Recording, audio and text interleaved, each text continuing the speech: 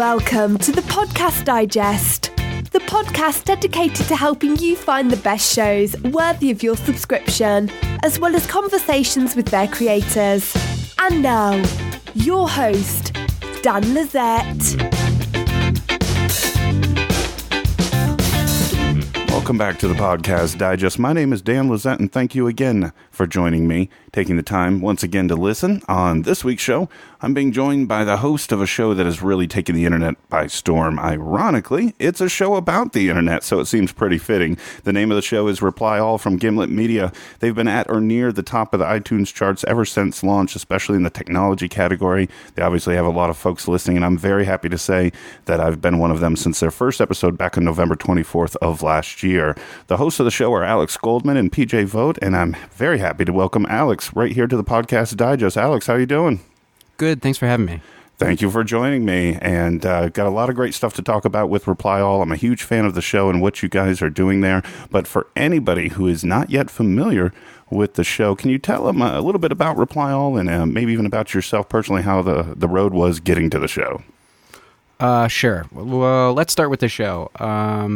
Reply All is a show. Our tagline is it's a show about the internet, but it's not about technology, smartphones. We're not going to do an episode about the iWatch. It's more narrative stories about the way that the internet affects people's lives. So we try to, we might be gesturing at a technology, but we're always trying to do it through the lens of a person or a narrative. And hopefully we pull that off every week. It's pretty difficult. And my trajectory, I got a journalism degree in 2003 from the University of Massachusetts, and then I spent 5 years as an IT professional making way more money than I will ever make as a podcaster. Not particularly enjoying myself, and I applied for an internship at On the Media, which is a WNYC show, nationally broadcast WNYC show. And I worked there for about 6 months as an intern, and through some luck and some hard work and some good timing, I managed to become a full-time staff member there. And then my co-host PJ and I started a podcast called TLDR, which was actually very similar to Reply All in terms of content. I don't think in terms of scope. And from there, Alex Bloomberg, who runs Gimlet Media, who came from This American Life, said, "Hey guys, would you be interested in doing a show with us?" And we jumped at the opportunity. So as of November 24th, as you said in your intro, we have been doing Reply All weekly, or as close to weekly as we can muster. Right. And with that setup that you had with TLDR, like you said, things were going pretty well. I was a listener of that show as well. And then when I heard that you guys were joining Alex Bloomberg and Gimlet, I was listening to Startup as well. Of course, that was Alex Bloomberg's first effort, if you will, or completed season 1. I imagine it's coming back. He mentions focusing on other startups. What did that feel like in the sense, did you guys feel like you were taking a huge risk, or did you feel really fortunate to be on the early side of things? Well, I mean, I want to say up front that TLDR was an incredible opportunity that WNYC gave us. Essentially, we said we can make the show and we can make it very cheaply. Would you let us do it? And WNYC had the sort of kindness to not only give us the space to do it, but give us the editorial space to do it. We got very few notes on that show. They allowed us to do exactly what we wanted to do. And we didn't really know what we wanted to do at the beginning, but we were allowed to sort of create an editorial voice as we went along. And I think that going to Gimlet was never like a huge scare to me. I was never afraid to leave WNYC. It always seemed like an incredible opportunity because Alex is an incredible editor, and I think that we sort of had reached we had reached the pinnacle of what we could achieve as the two of us, which was what we were doing at WNYC. We had an executive producer who gave us some notes, but she was also producing On the Media at the same time, and there wasn't really the capital to hire another producer or to invest in a lot of editorial work. So it was really just us on our own. And now we're a team of 4.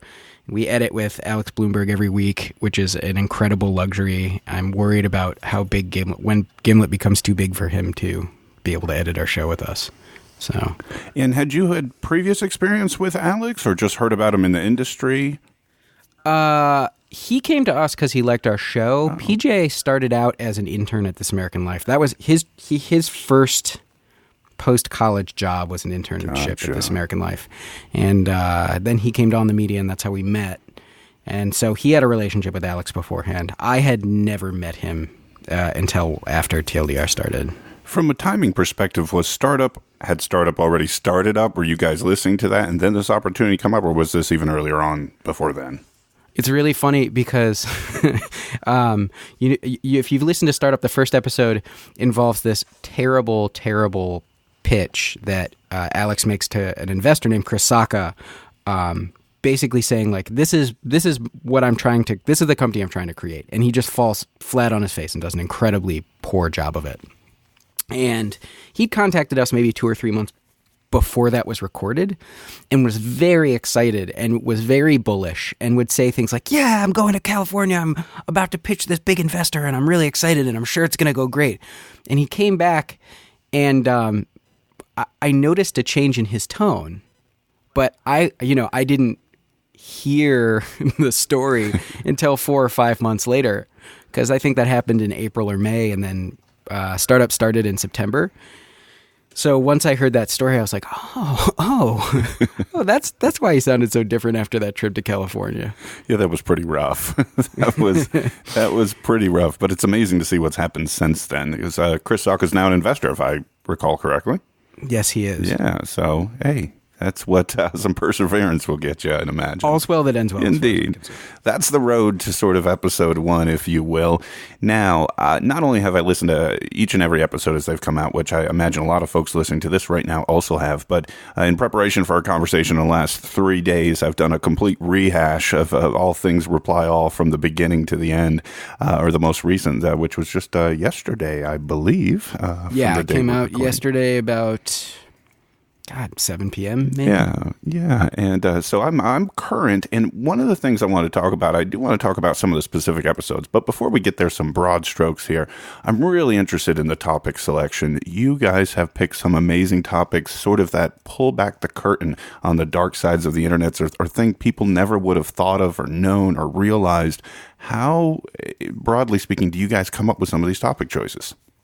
It's a really tough question to answer.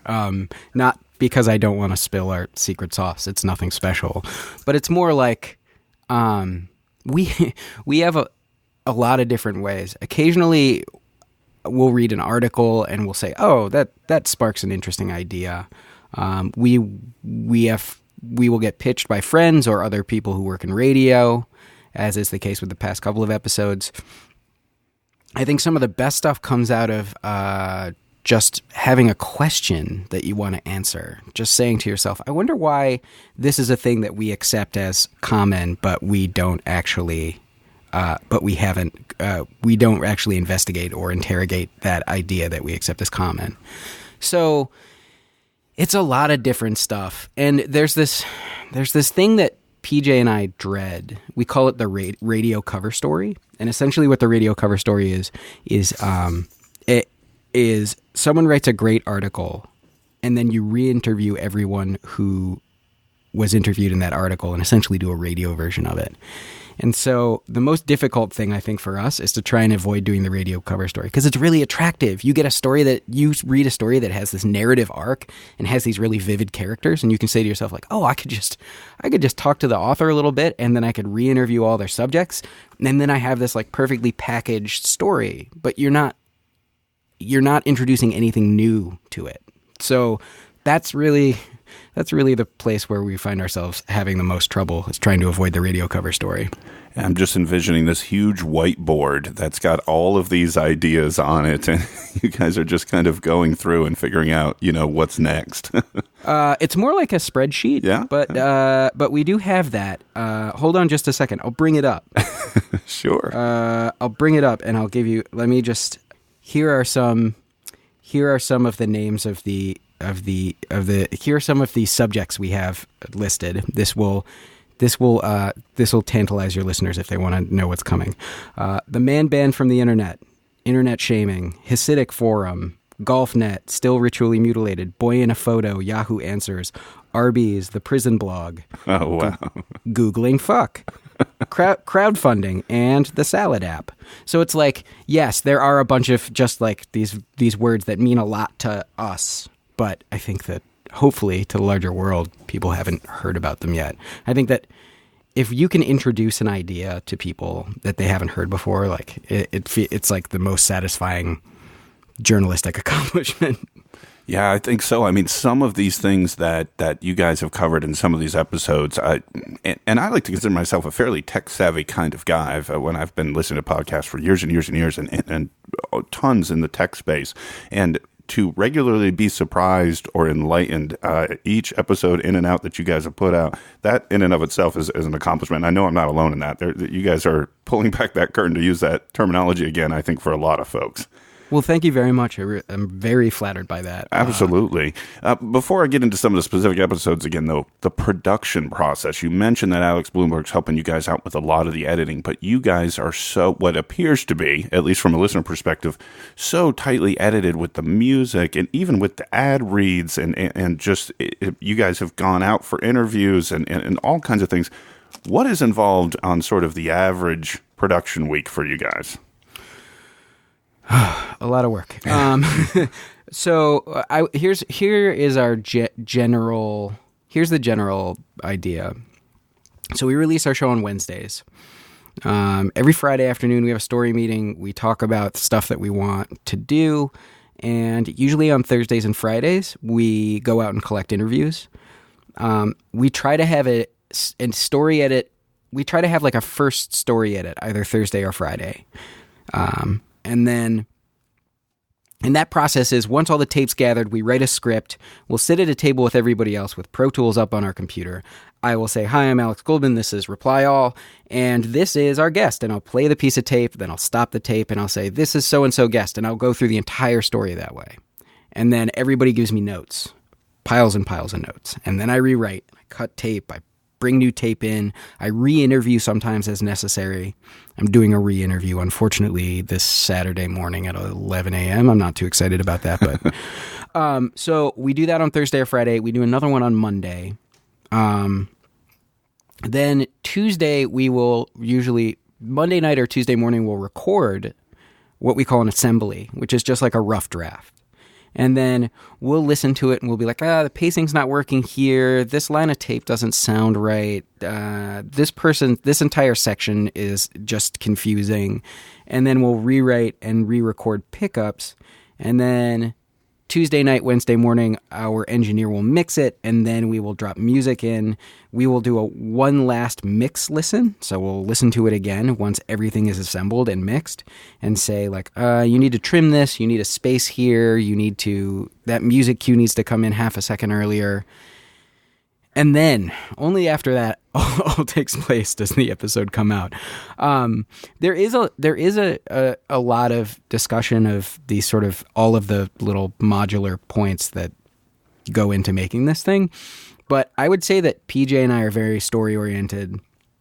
Our producer, Shruti, she's like an incredible compiler of human beings and tape and ideas. She can sort of lay everything out in a way that makes sense, and she can find anyone. It's incredible. And Tim Howard, who is a recent addition to the Reply All team, who came from Radiolab, he, as you might imagine, as someone who comes from Radiolab, he has a sort of very musical brain. His mind is very lyrical, and he's very good at placing music, remixing music, making a musicality to the show that is total, that PJ and I just don't have the ear or brains for. So it's like it's a team effort, and it would be totally impossible to make the show. Like, I feel like since those two people have arrived, the show has kicked it up a notch in a way that, like, I never would have imagined it possible to do. So I think that there is a lot of, like, worrying about each little piece, but fortunately we have other people who have the brain power to worry about the pieces that we're not good enough to do. So it's amazing to me to hear, Alex, that it sounds like so much of the work is actually contained within that week. I had this envisionment that some of these episodes had 2 or 3 week tails and just hit the week release, but actually it sounds like a lot of it is done within that 7-day window. There are stories that take longer. I think that the reason that most of it's contained within the week is because we have not built a shelf yet. We're not ahead as we would like to be. My hope is that we will be able to build a bigger shelf soon, and then we can sort of work on stories on a larger scale and do some traveling. There's some stories that we want to travel for. Right now, we don't have that luxury. And introduce some of the staff to the concept of vacation time. Yeah. Well, we're going to take over the course of this next year, we're going to take 3 or 4 weeks where we don't release an episode so everybody can just decompress a little bit. So and breathe a little bit, I imagine. Yes. The combination between my startup listening and Reply All listening, there has been that sense that this is a monumental task with an underhanded, not enough resources, if you will. It sounds like it has been crazy in the effort, at least from the beginning. Has that component evened out a little bit in recent weeks or months, or? Absolutely, and I want to be very clear that when you come from public radio, you're used to not having enough resources. I mean, public radio, there's just not a lot of money to go around, right. And if you want money, you go get a grant, and that's how you do it. And so I think that, and honestly, like we have a larger budget here than we did at WNYC for producers, and we have a travel budget and a freelance budget, and so there is money. It's just, there's 2 things going on. One, we're scrappy. Like, we have to share a studio with some other shows. We're working in a studio that is definitely not as professional grade as the one that we worked at WNYC or when we worked in public radio. But it obviously gets the job done. And the second thing is we're just starting the show and figuring out, like, PJ and I have never had producers before, so we're figuring out the workflow and how to become more efficient. And so, my hope, I keep saying to myself and to my wife and to my young son, who is 8 weeks old this Friday, in a year we'll have this all figured out and it won't be crazy anymore. I don't know if that's true, but that's how I feel. I feel like it's not for want of resources. It's more just like we're figuring out how to do this in a new space. Well, from a listener-only standpoint, as I mentioned, I think it's coming out great, and so much of that struggle or that evolution at the beginning isn't really evident on the earbud side of the production, that's for sure. Well, I appreciate that, but I do know, especially when it comes to mixing, we didn't have our engineer, John Delore, until episode 10, maybe, and when I go back and listen to, say, episode 6, which is an episode that I mixed, it makes me nauseous. I'm so upset by it. Well, I think you've got to be in one of your positions to even recognize it. That kind of, everyone's their own worst critic type deal, I imagine. Well, I hope you're right about that. Let's talk about some of those episodes. Episode 6 was one of the ones that I had on my list. We can start there if you want. That was the One Direction shipping episode, if my notes are correct. That is correct. This proves everything. And I was just curious, how much of an education process was that for you guys? Meaning, had you ever even heard of this before?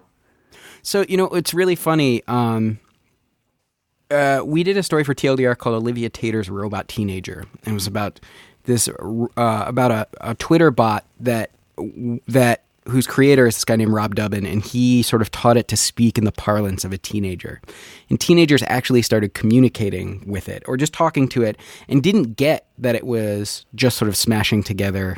It was like smashing together bits and pieces of other teenage talk, and they just thought, oh, this is just another teenager. And there was an aside to that story, which was about how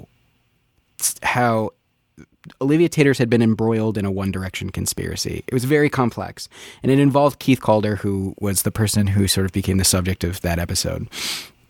And honestly, when PJ was like, we should do this story about Keith Calder and Eleanor Calder, and for those of you who haven't heard it, one of the guys in One Direction is, until last week actually, One Direction fans believe that Eleanor Calder is a beard for him and that he's actually in a homosexual relationship with another member of One Direction.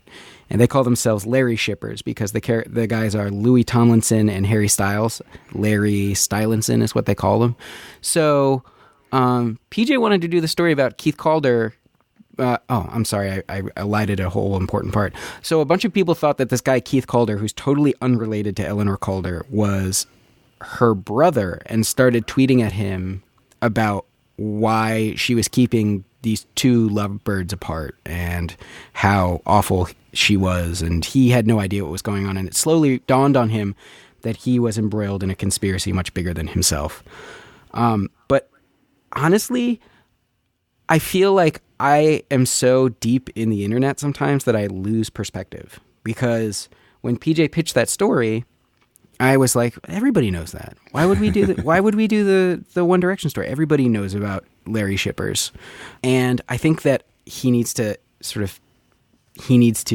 take me out of my own sort of myopic universe on the internet, because I am really, really steeped in that dumb world sometimes.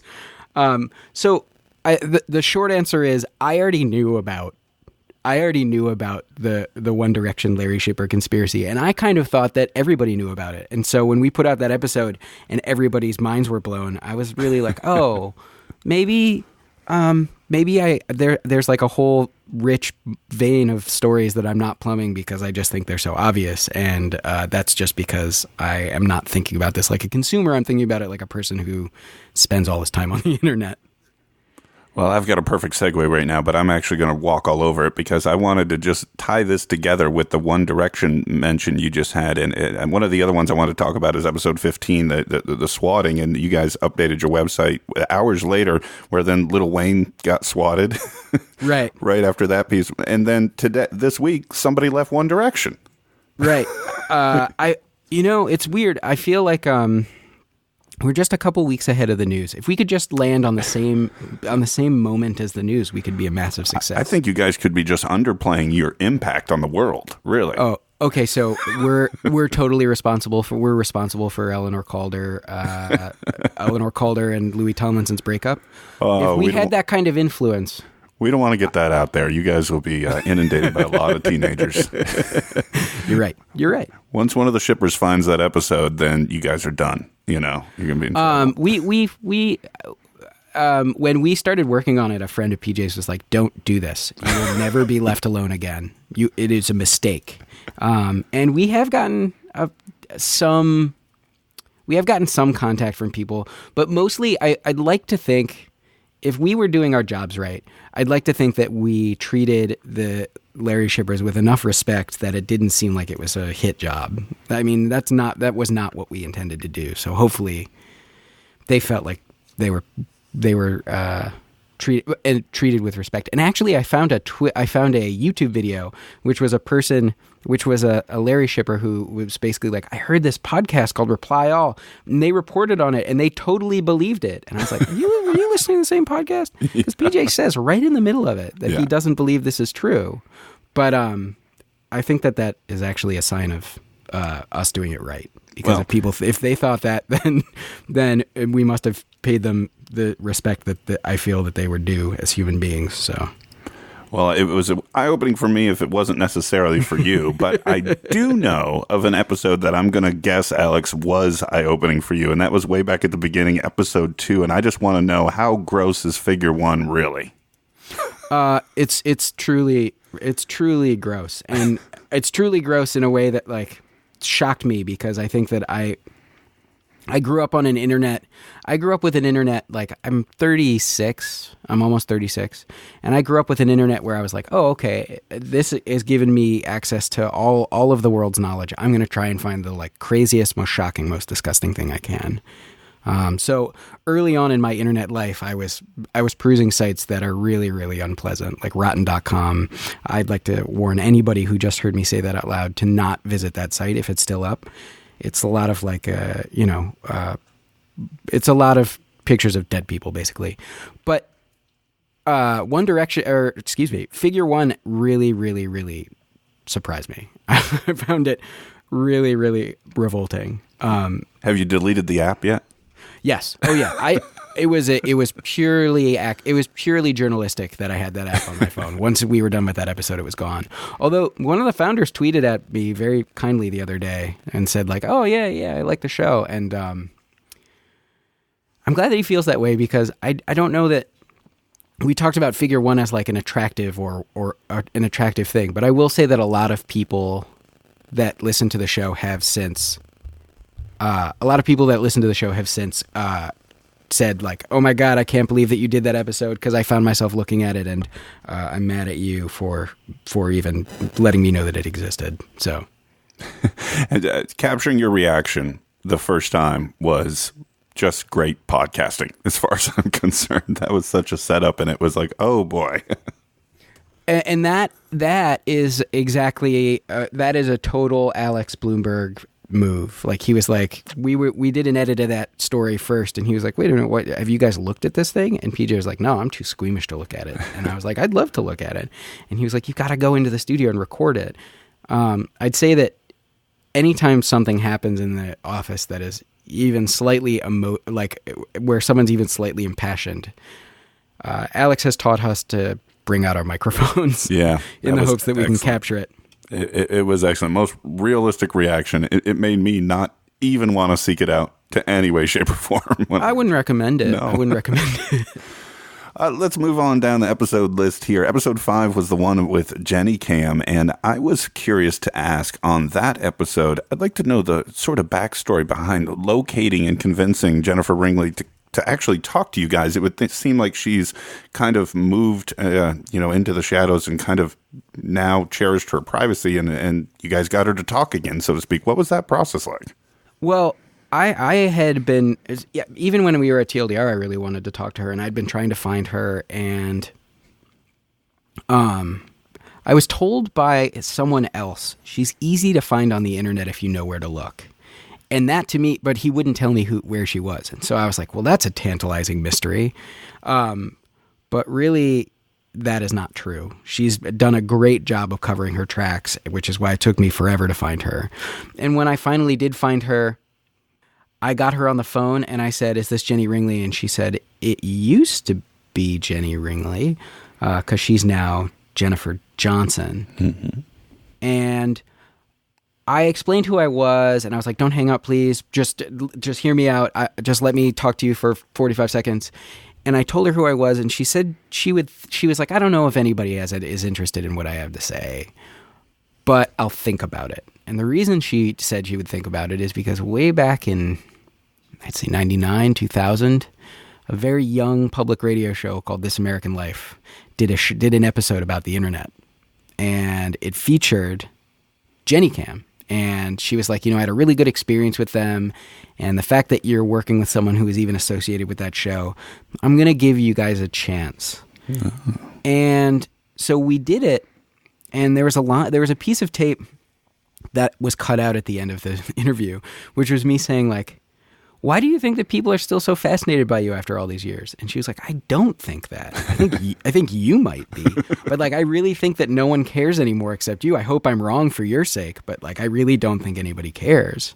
But the response was very clear that people were like, oh my God, I've been wondering for years what happened to her. And she really has gone off the internet grid, so to speak. She told me she still plays she still participates in a Clash of Clans forum on the internet, but she's totally anonymous. No one knows that it's the Jenny Ringley who's working there, who's participating. That was another really cool episode. I vaguely remember, I'm your age as well, Alex. I'm 36, and I vaguely remember that somewhere around those college days where it was, at least I remember the phenomenon of kind of the every 15-second refreshing video shots of live cams. I'm not sure if I ever hit on her specifically, but I do remember seeing those all over the place. It was the thing, if you will. Right. Yeah. I just always found the idea that like, I just always found the idea that there was this person that I love the idea of like a patient zero, like a person who you can pinpoint and say like, this is the person who started X phenomenon. And she is that person. It's usually very hard to find those people. Like when a meme starts, it's hard to find where it came from. But in her case, she was definitely the first. And it was really cool to be able to talk to her, even though I think she's probably just going to disappear again and no one will ever talk to her again. You mentioned finding the first, and what's funny is I didn't have this in my notes here, but I think that is one of the themes of Reply All, wouldn't you say? You guys talked to the gentleman who started the pop-up ads, right? Yeah, I guess so. That is a good point. I mean, you had that one, and a couple others that kind of fit that with the who possibly could have invented email, right? I think what it is like is the internet is a world where that has grown historically very quickly. It started out incredibly small and it's now just unbelievably massive, right?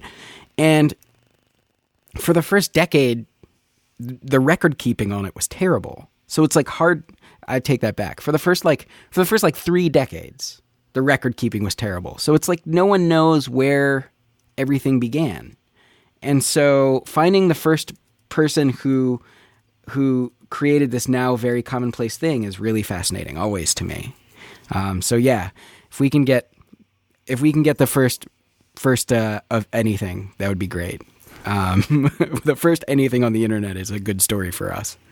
And speaking of those things on the internet that have got to be first, on episode 8, the gentleman with the anxiety box, that was completely intriguing from the concept that I'd never heard of this type of thing where these automatic emails were sent to help with anxiety. I'm just curious, have you guys heard back from anybody that, he wanted to sign up? Has his signups gone up, or is he monetizing this, or? So Paul Ford is a writer. He's a programmer. He's like just an incredibly smart and prolific guy. He writes for the New Yorker. He has his own vertical on Medium, and he actually shut down the anxiety box not long before we did that episode. The reason he shut it down is because he was like, well, I feel like it's run its course for me and I feel better and I don't need it anymore. And we put that up and he put a disclaimer on his website, which says, due to whelming demand, anxiety box is temporarily broken, but you can sign up, keep reading, stay calm. And then it says, big, huge disclaimer. This thing was a novelty and fun for me and a little effective. It's not a cure. Nothing's a cure. If you're experiencing serious anxiety, take time to get help from a licensed therapist, which is what I do too. If you're feeling suicidal, it happens. It's nothing to be ashamed of. Get help right now with no delay. And there's a link to a suicide hotline. Oh. You should keep existing. Don't wait for a silly mean robot. If science fiction has taught us anything, it's that you should never count on mean robots. Wow.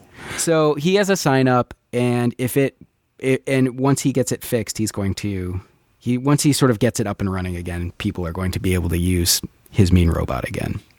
That was such an interesting episode. I of all the things this gentleman does, I think he should probably have a podcast as well, because I'd like to hear more from him. He was excellent. I thought that was a really interesting person.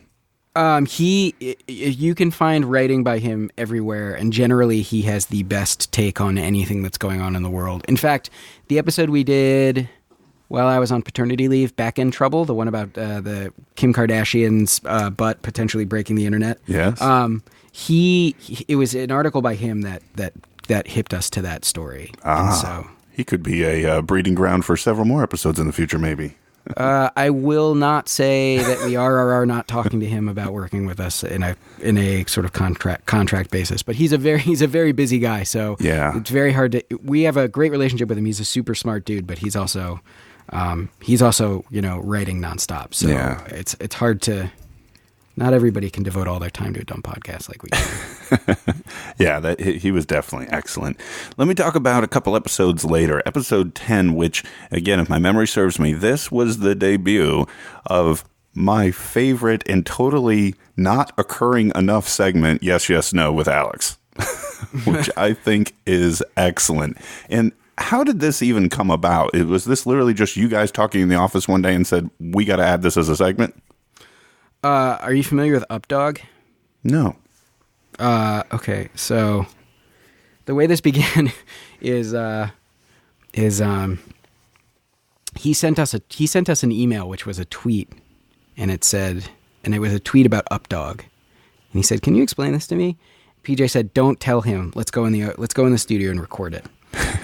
So he was like, "I don't understand this thing about Updog. Can you explain Updog to me?" And I was like, "Can you simplify your question?"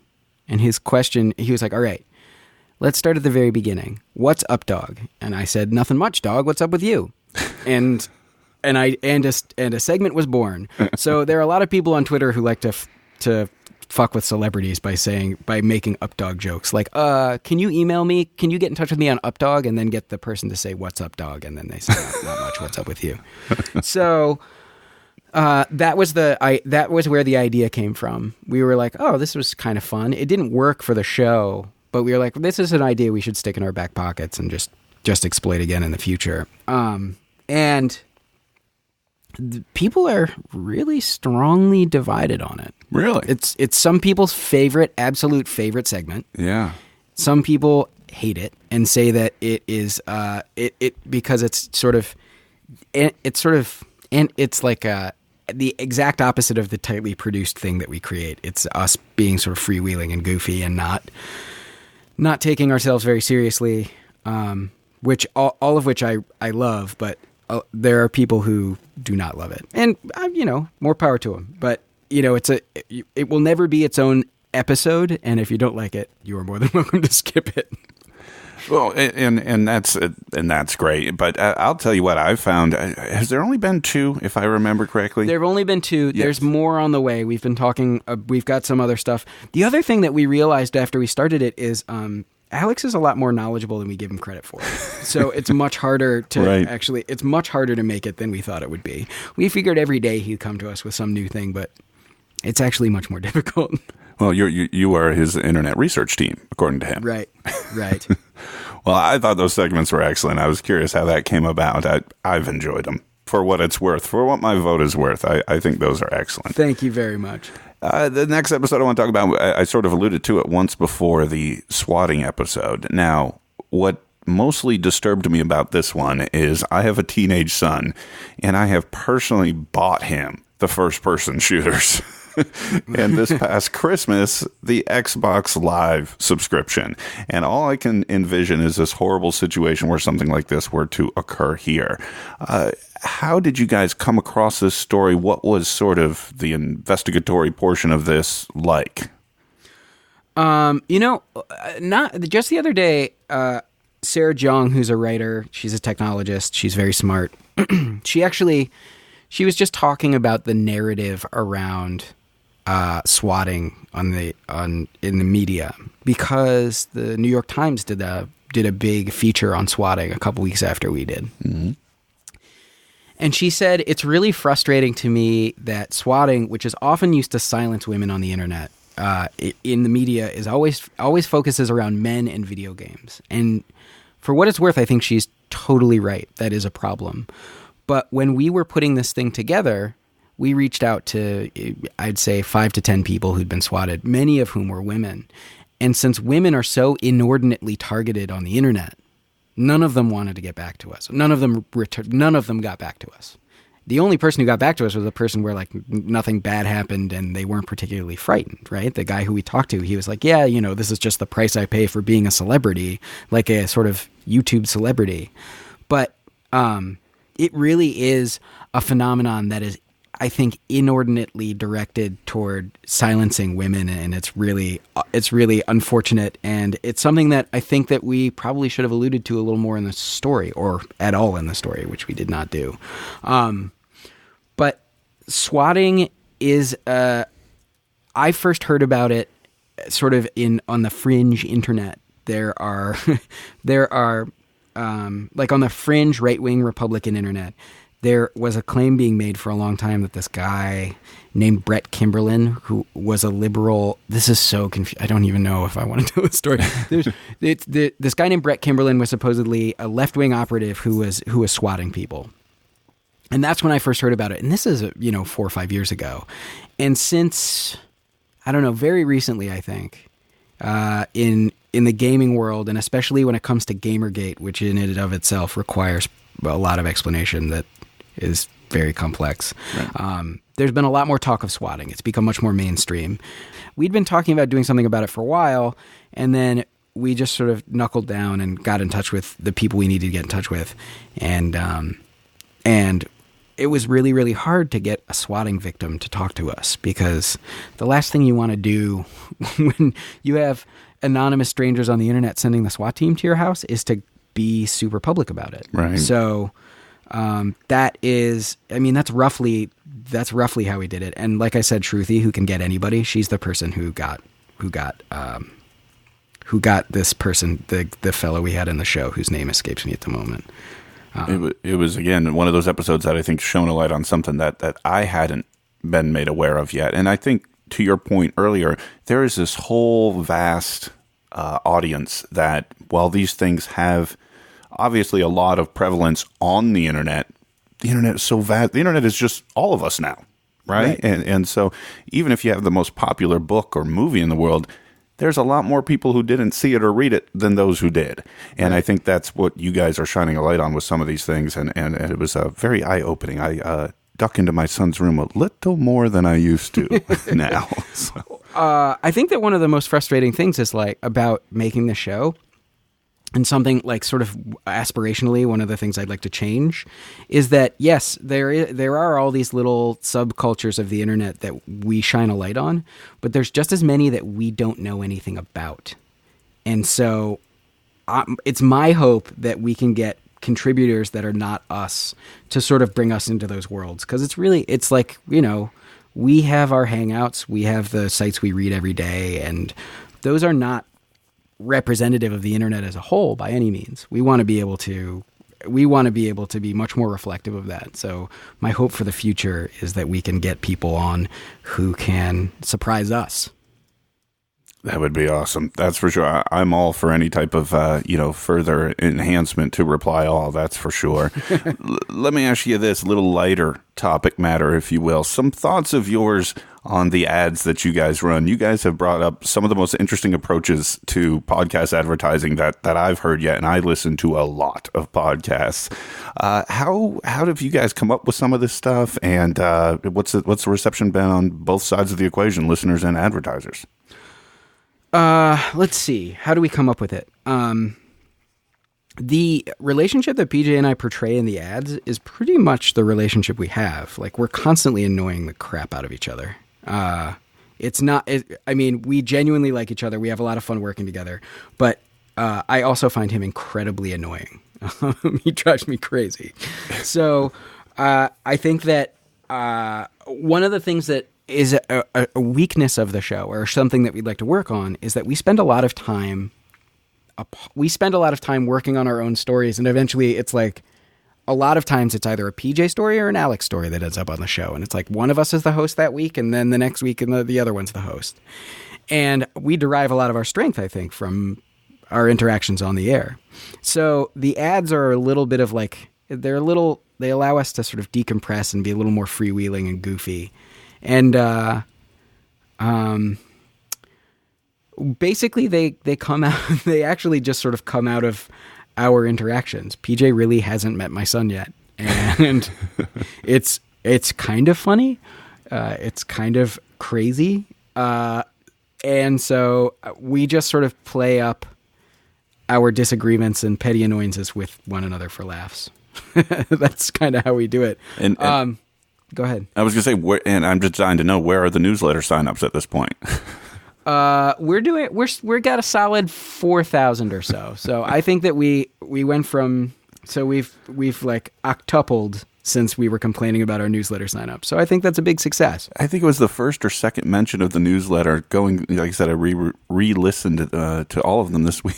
One of you, and I forget who said it, said, I have more people on my Facebook and I don't write them a letter every week or something like that. I thought that was excellent. Or MailChimp works great when you actually send the newsletter. Right. And as of course, we exhorted all these people to get on our newsletter, and then PJ promptly stopped sending it when I went on paternity leave. So. Yeah, that was great too. And the advertisers have been receptive, I assume, to this approach, right? You know, it's funny. Advertisers really like it, I think. I think that there's a certain class of advertiser that podcasters just haven't managed to pull in yet. And that's, the sort of huge folks, Ford, Pepsi, whatever, right? GE. And the reason I think that they haven't pulled those people in is because this kind of advertising, I think, is charming to smaller companies, but bigger companies have a whole advertising unit, and they have sort of these branding mandates and things like that, and they're not super into this idea. And I think that if we can demonstrate the value of this kind of advertising to big brands, then it could open the podcasting universe up to big brands. But that's a big if. It's no one has quite figured out what's going to happen with podcasts yet. Well, I think you're dead on. I mean, and I can tell you right now, before I started this podcast in September, the reason I started it was I'm an insane podcast addict. Currently, my show subscriptions are over 90. Oh my God, how do you find the time to listen to it? What's your commute like? I have a day job that allows me to keep the iPhone next to me and just let it play for 6 to 8 hours a day. So that helps. That's good. But I can tell you right now, one of the things I learned about years ago when I started listening to podcasts was the skip forward button. And I use it regularly in most instances. There are a few shows, you guys are one of them, that I don't skip the ads because it almost sounds like show material, because it's additional entertainment. And that right there, I would hope, is enough testimonial to boost your argument of larger brands seeing the value in this approach, because if you can make it entertaining or something that people don't want to use that skip button on, there's your ROI right there. Well, I would say that most of our listeners like it. Every once in a while we get someone who's like, I find you guys insufferably annoying. But, okay. I mean, I find PJ insufferably annoying. That's the charisma of our ads, right? So, I don't know. It was totally Alex Bloomberg's innovation. He started doing this on Startup. Right. And we were initially interviewing. We would go out and find people in the world and talk to them about stuff for our ads. And then we realized first of all, the production process is so much faster if we just do it between one another. Mm-hmm. And second of all, I think people like hearing us talk to one another more than they like hearing us talk to some other person. So that we've just kind of taken that thing, our relationship, and sort of made it a bit of a caricature. And that is, that's what our relationship is. And that's what our ads are, basically. So let me ask you, Alex, as we wrap this thing up here, you mentioned very generously the rundown of the spreadsheet with all the different show ideas, but any other plans for the show's future? Are you guys considering, change in release schedule? You mentioned traveling's forthcoming, and anything like that on the horizon for Reply All fans? I would say that I am traveling to Austin for a story in a couple weeks, which I'm very excited about. Beyond that, I don't know. We've talked about doing a live show. We've talked about a number of different things. But right now, if there's anything we can offer you guys, it's building a shelf so that we don't have to miss weeks or do reruns. And that is what we're working on. And give this hardworking staff the definition of vacation, maybe. Right. This is such a fun job. It's so much fun working with the people that we work with, and it's so much fun making this show.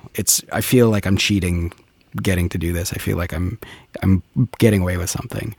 But I think the big plans are all the big plans are sort of shunted to like 2016. We're going to establish our show identity this year, figure out how to make it the best show we can, try and continually raise the bar, push harder for crazier stories. And then in 2016, I don't know, maybe we'll put a list on the website of the 5 amazing things we're going to do that year. But right now it's just trying to keep our heads above water. Maybe 2016 is the year that replyall.com comes out. The guy who tried to sell us replyall.com, I put up that article that said that he offered it to us for $30,000. Yeah.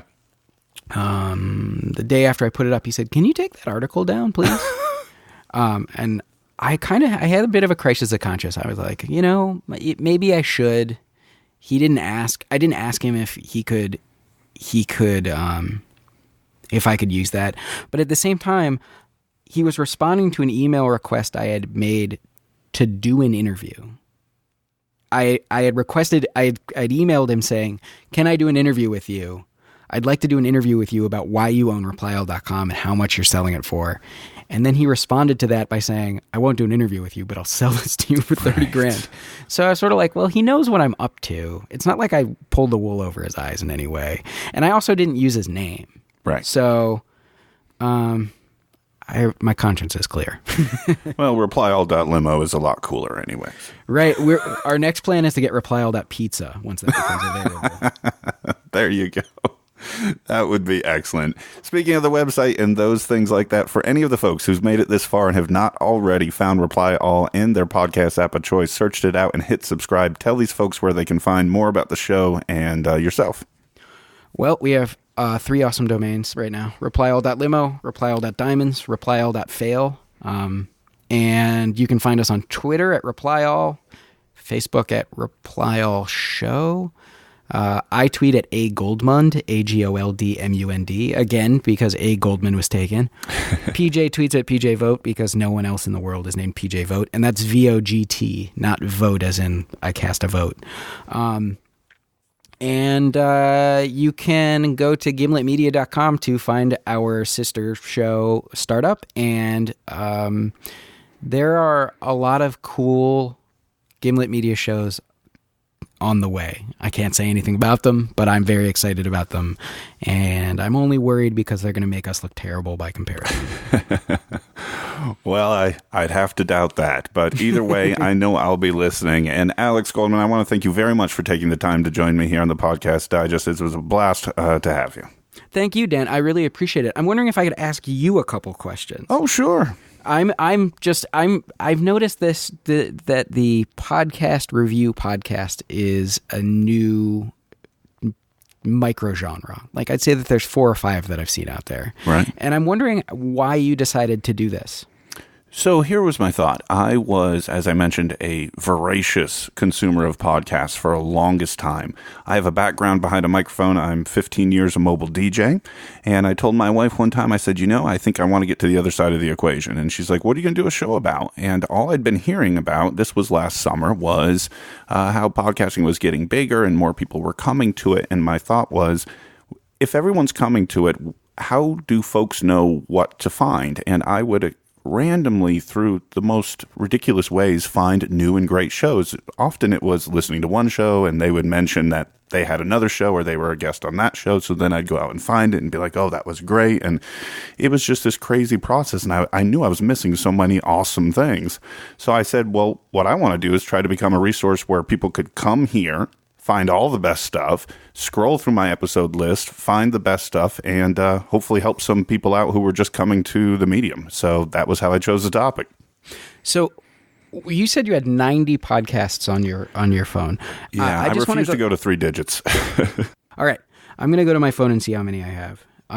Because I want to just compare and contrast. 2, 4, 6, 8, 10, 12, 14, 16, 18, 20, 22, 24, 26. I have 28 podcasts, and I would say about 7 of those I have stopped listening to the point where they're no longer updating on my phone. Right. So I'm wondering, how do you rotate, like what criteria do you rotate your podcast listening on, and how many do you actually listen to every week? So of that subscription, I'm looking at my phone now too, Alex. 94 is the actual number. Man. As I sit today, my unplayed count's at 50. My unplayed count sits somewhere usually between that 40 and 50 number. So realistically, I make it through 40 to 45 a week. The reason I keep the others is often just to monitor episode releases, where unlike, say, Reply All or This American Life or several other shows where I know I want to listen to every single thing put out by those shows, others I kind of dive in and out of. I'm a sports fan. I don't need to listen to every sports podcast. I'm a technology fan, so I've got like 8 or 10 different technology shows. There's really a couple that I want to hit, and maybe if a guest shows up on the other one, I may want to go listen to that. So I have kind of my core, and the others I sort of just monitoring that if they're there. I also do some traveling for work sometimes, so I always like to have kind of a deep reservoir in case I do have, 8 to 10 straight hours where that's going to happen. So I can't make it through it all. And the other thing too is that I'm getting hit up on Twitter constantly with folks asking me to review their shows. And so I will add, remove pretty regularly. Would you say that if this is a question that I'm curious about because I'm now part of a network of podcasts, would you say that you are much more likely to check something out if it's on a podcast network that you like? Yes, absolutely. I tend to really like the Earwolf comedy shows, so I will definitely check out an Earwolf show more than I would if it were just sort of a freestanding comedy show.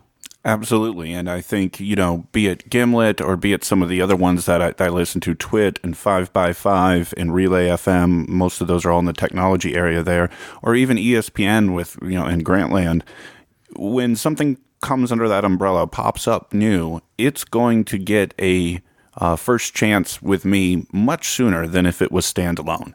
I think the network carries a certain reputation about it. And, honestly, I think that's really how I found Reply All. I was a startup fan. I heard that was coming. It was a no doubt subscription and checkout for me. So I think, if I'm a fan of the network, any show that appears is at least going to get a shot. That's really interesting. It's funny to me because I basically sort of for a long time, I think probably until I started at Gimlet, thought of podcasts as sort of two different things. I thought of podcasts in two different ways. I thought of them as public radio podcasts and everything else, basically. I didn't really consider the network that it came from. But now I'm starting to realize that they can be loosely sort of grouped in. They're like, these networks are like constellations in the same way that television networks are, or not even television networks, like Netflix original shows or HBO shows. Like they have a certain production value, writing level that you come to expect once you sort of know the stable. It's really an interesting time. It's exciting. Absolutely. I'm enjoying it so far, and I know that and you mentioned the topic choice. I similar to you guys, a show about the internet. If I'm recommending podcasts, I imagine that we will all have content for as long as we want to continue to do this. Right. Thank you very much for taking the time to talk. I had a lot of fun. Well, I appreciate you joining me again. Alex Goldman from Reply All and PJ Vogt. The work you guys are doing over there is phenomenal. Folks, all the links to the show notes that Alex had mentioned will all be there, but please subscribe to the show. You will absolutely love it. Until next week, folks, thanks for listening to the Podcast Digest. My name is Dan Lizette, and I'll talk to you again soon. Thank you for listening to the Podcast Digest. You can follow the show on Twitter @PodDigest. Like the show on Facebook at facebook.com/The Podcast Digest. Email the show feedback at thepodcastdigest@gmail.com. And you can find all the previous episodes and exclusive blog entries at the show's website, thepodcastdigest.info.